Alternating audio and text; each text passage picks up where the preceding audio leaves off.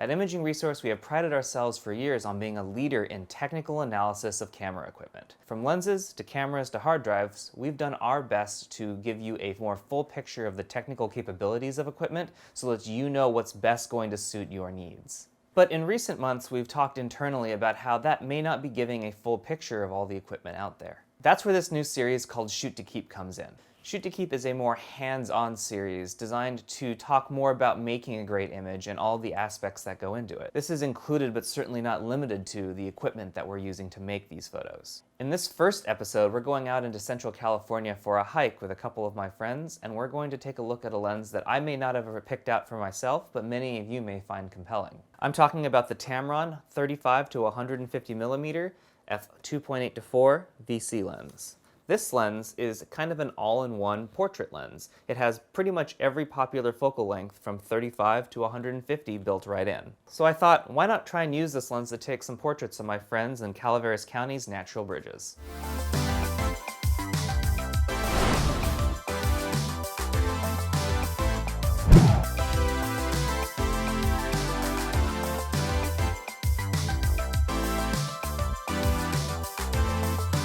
Part of making a good photo is going into it with a vision of the types of images you might want to capture, mixed in with a little bit of luck. You would probably be surprised how many great images that you've seen kind of happened, as Bob Ross would say, happy accidents. That said, I still do subscribe to the idea that luck favors the prepared, so it's going to be a good mix of both. For this shoot, I really wanted to focus on using this one lens, so I didn't bring any other equipment other than my camera. Seeing as it has a huge focal range and covers every popular portrait focal length, I wanted to be forced to just use it as a method of testing how good it was at its job.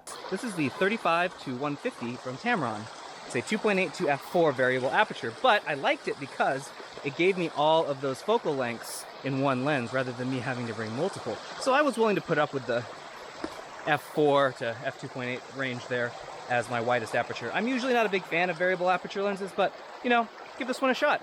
In researching natural bridges before going out there, what I found was mainly a talk about this one cave at the bottom of a relatively short hike that was filled with water. So naturally, when I was thinking about this shoot, in my mind we were going to spend most of our time there. The idea was to use the mouth of the cave and the surrounding river as a nice backdrop for several different styles of photos, especially since I had so many portrait focal lengths to work with. However, despite going in the middle of the week, it was actually much more crowded there than we were anticipating. Using this watering hole as a portrait shoot location then became kind of a juggling act between not wanting to get in everyone else's way, but also wanting a nice clean background. We shot at the mouth of the cave for a little bit before I decided that I didn't really want to stand in the middle of everyone's good time, and thought there had to have been a better location for us to pick. I noticed that the cave system itself went back pretty far, and the farther back in the cave you went, the fewer people there were.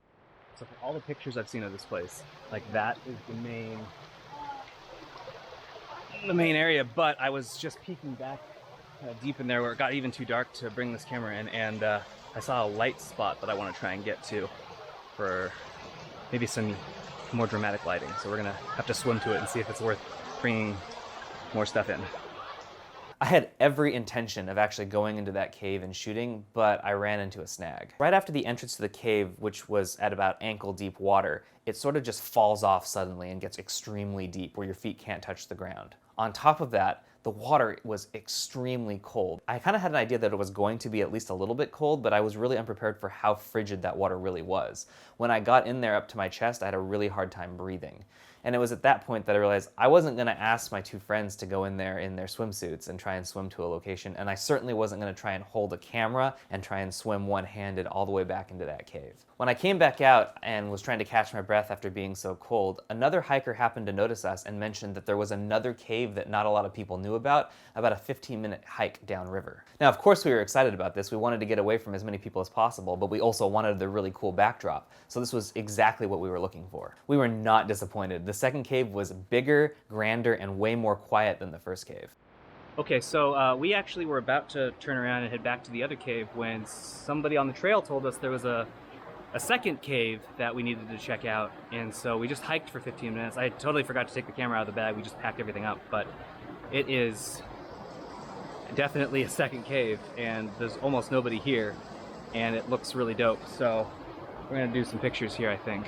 This is what I meant by getting lucky. But as lucky as we were, the only reason we were noticed is because I had camera equipment and the guy could tell we were trying to take photos. So like I said, luck favors the prepared. So this is a really cool area because we got a really good day. So I'll point up to the sky so we can see it. See, it's really overcast, which is making everything down here have a really nice soft light. And specifically on this rock right here, this area is just bathed in this really nice even light. It's like a giant softbox here.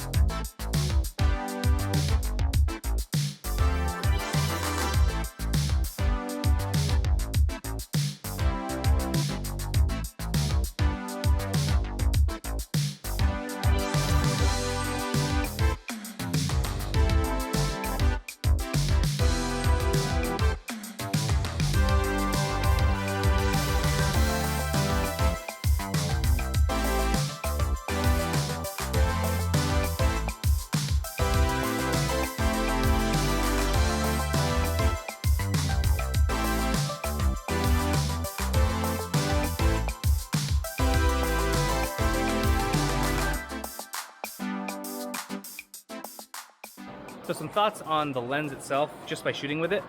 I think it's probably the strongest at 150. I really liked the compression I was getting, and f4 was actually pretty good. I ended up getting everything I wanted to in focus without throwing like facial features out, which was nice. I also liked 135 and 105. Those were both also, you know, really nice focal lengths. 35 was okay. It was wide, but it just didn't have the look to it that I was expecting it to. We'll see what it looks like in studio once I get the pictures back into my computer, but I have a feeling I'm really gonna like the long length of this lens more than anything else. So Tamron has smartly marked on the lens itself, let me see if I can show it on the camera, that there are focal lengths all on the side here, and they're not just a smattering of lengths throughout the focal range, they're actually the very specific focal lengths that you're going to want as a portrait photographer. There's 35, 50, 85, 105, 135, and 150. These are all really popular focal lengths, and you get them all with one lens. When I was shooting, I found myself mainly at 105 and beyond. I shot a couple at 85 and a couple at 35, but I didn't spend a lot of time at the wider end of this lens because I wasn't really impressed with what the images were looking like. I don't know what it is. It's not like the images aren't super sharp. I mean, they are sharp, but they're not like popping off the image or anything. I just feel like the image quality that you get out of f2.8 at 35 wasn't as compelling as f4 at 105 was. I guess the compression really makes for a lot better of an image. The other thing I like about this is that it has the built-in VR, which is super handy for these lower light situations where I don't necessarily have the steadiest hands. And I'm using an EOS R for this with the EF adapter. And the EOS R has no stabilization in it, so having a lens with a really good vibration reduction, which is what Tamron is actually quite excellent at, was definitely great. I really liked having it. I mentioned in the beginning of this video that I generally wouldn't pick up a lens like this, and that's because I don't usually look for these all-in-one lenses.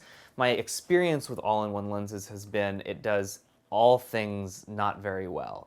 Because it doesn't focus, none of the focal length that it gives you perform great. That actually wasn't the case with this lens. Although it's not fantastic at every focal length, I found that at 85 and beyond it actually worked really well, and I actually really like the quality of the images that I'm getting out of it. That's a really good thing to see from a lens that gives you lots of options. If it performs well and gives you lots of options, that seems pretty nice. I want to point out that this is definitely not as good as a portrait prime. These focal lengths are all good, they're not outstanding. I've definitely used better lenses at 85, 105, 135, and 150. But having them all in one lens is a pretty good trade-off. Like, I'm glad that I had all of it in one rather than having 4 or 5 different prime lenses on me. That would have really slowed me down and made my backpack a lot heavier. So in cases like this, lenses like the Tamron 35 to 150 are actually a really good choice. The lens itself is not particularly heavy, but it isn't light either. It's a good balance. But since it's really the only lens you're going to need for this type of photo, if you're going out to get this type of photo, it is a good weight for what you get for it. One final thing I want to mention is the price. This lens isn't very expensive. It's only $800. So if you're looking to get a lot of focal length options for not a lot of money, this lens is a pretty good choice. We may end up doing a more technical review of this lens as we do for a lot of our other camera and lens reviews, but for Shoot to Keep, I think the biggest takeaway here is that it's a versatile, good, competent lens that's not going to blow you away at every focal length, but it's doing a good job nonetheless. It's going to be popular with people who don't want to bring a bunch of primes with them, or here's another thought, someone who's not really sure what portrait length they really like yet, and they want to try a set of different portrait lengths before they buy a prime. In that case, this is a really good idea. This definitely shows you what those different portrait focal lengths are going to look like and help you decide if you want to go get a prime. That's it for this episode of Shoot to Keep. Thanks for watching, everyone, and we'll see you in the next one.